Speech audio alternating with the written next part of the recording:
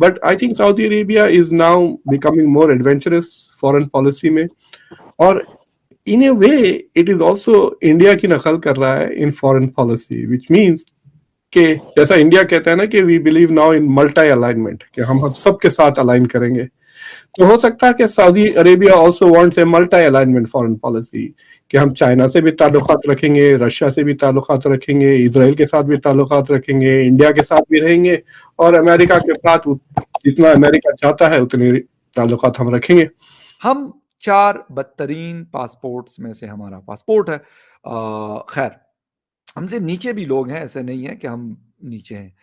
Iraq है जी 95th position पे, हमसे नीचे है। सीरिया 96 पोजीशन है, हमसे नीचे है।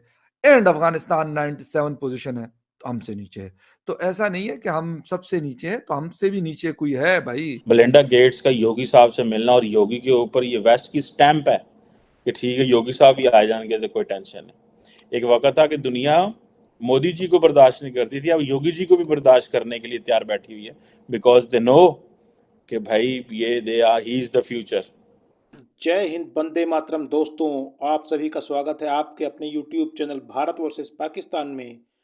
दोस्तों, जब से माननीय मोदी जी ने विदेश मंत्री का कार्यभार एस जयशंकर को दिया है, तब से पीएम मोदी और एस जयशंकर की जोड़ी ने भारतीय विदेश नीति में चमत्कारिक बदलाव ला दिए हैं।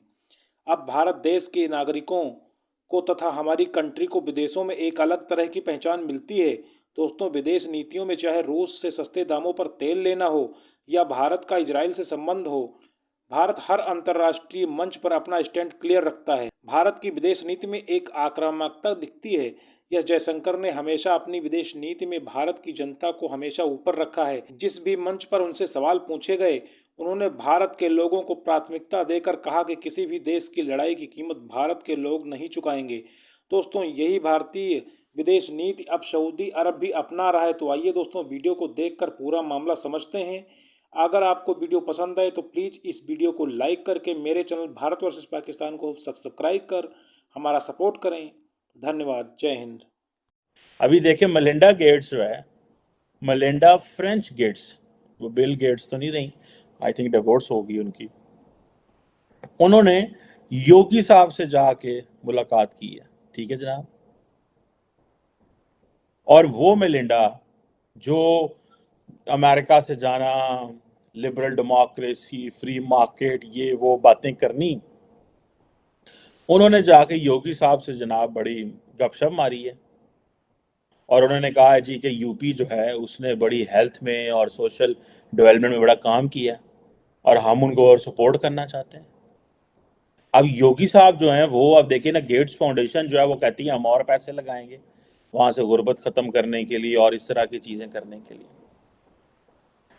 अब ये देखिए, एक तरफ वो सैफरॉन कपड़े पहन के तो योगी साहब बैठे हुए हैं, और उसको मेलिंडा गेट्स आई है तो उसने एक्सेप्ट किया, और ये तो कहा जा रहा है कि जो योगी साहब हैं is the next prime minister of India.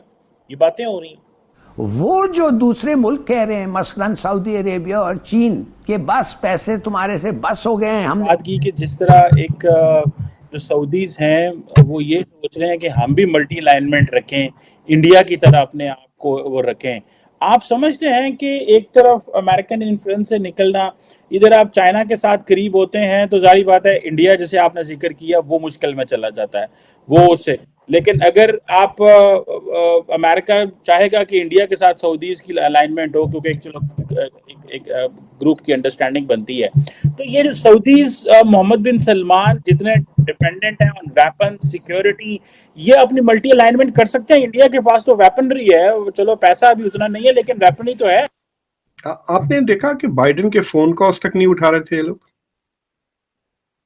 Right? जब फोन कर रहे थे तो they were not even answering his phone call.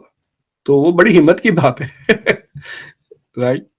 I don't think कि ट्रम्प के जमाने में उनकी हिम्मत होती कि ट्रम्प का फोन ना उठाए। यस, वो तो राइट। लेकिन बाइडेन के उन्होंने फोन कॉल्स नहीं किया। बाइडेन ने जितना ऊपर नीचे किया, और वो जो बाइडेन की जो विजिट थी सऊदी अरेबिया, वो बेसिकली इसको बेइज्जत करने के लिए थी ना। It was to humiliate him and he realizes it. मतलब बाइडेन को समझ में आ गया कि ये और वो सारा का सारा फिस्ट बम्प वगैरह वो सब कोरियोग्राफ किया गया। आई हैव ए फीलिंग ठीक है स्पेसिफिक डिमांड्स थे होंगे सऊदी अरेबिया के फॉर दिस मीटिंग कि आप यहाँ आएंगे और आप MBS से मिलेंगे, ये नहीं कि मैं आके किंग से बात करूंगा, क्राउन प्रिंस से नहीं मिलूंगा।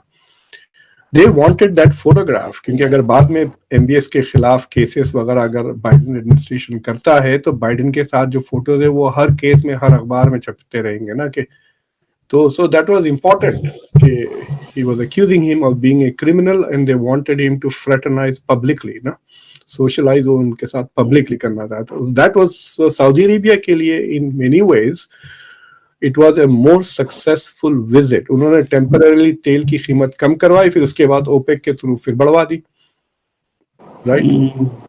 तो so they gave America what it wanted at that time। So mid term के वक्त उन्होंने तेल की कीमत कम कर दी, लेकिन बाद में बढ़ा दी 1 महीने के बाद, 1-2 महीने के बाद।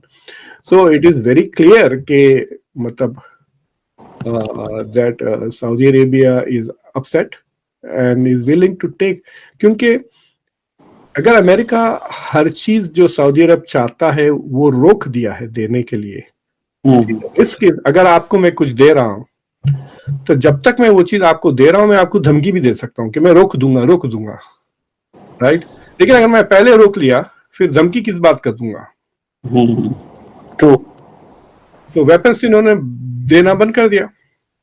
अब क्या मतलब ये यमन की जंग के लिए तो so what is going to be the threat that we are going to stop giving you more weapons like no you have already stop. और ब्लफ तो सारे कर दिए ड्यूरिंग द कैंपेन के दौरान, और उसके बाद जो 6 महीने साल थे वो बाइडेन के सारे ब्लफ जो थे they were all registered. Absolutely right, सही कह रहे हैं आप। हाँ, और द साउदीज मतलब they don't like this kind of things, मतलब they like to work behind the scenes वगैरह, नहीं चाहते इस तरह का पब्लिक अटेंशन जिस तरह से बाइडेन के एडमिनिस्ट्रेशन में दिए थे। और आपको पता है कि खशोगी के किलिंग से पहले MBS ने अमेरिका का टूर किया था, जिसमें वो रूडी जूलियानी से लेके बिल गेट्स सब यू नो और मैं उसका नाम भूल रहा हूँ, जो दूसरा मेयर था वो रैन फॉर प्रेसिडेंट न्यूयॉर्क का डेमोक्रेट, वो सबसे मिला, राइट?